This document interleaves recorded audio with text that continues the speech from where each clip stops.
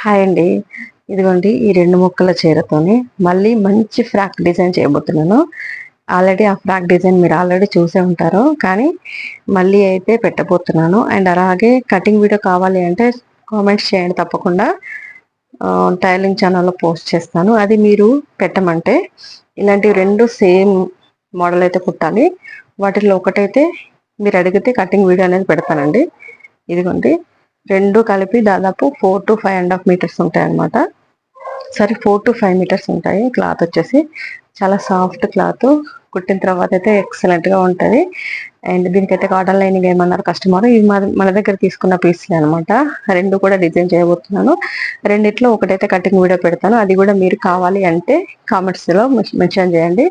Cutting video పెట్టండి అక్క అంటే తప్పకుండా టైలరింగ్ ఛానల్లో కటింగ్ వీడియో పెడతానండి.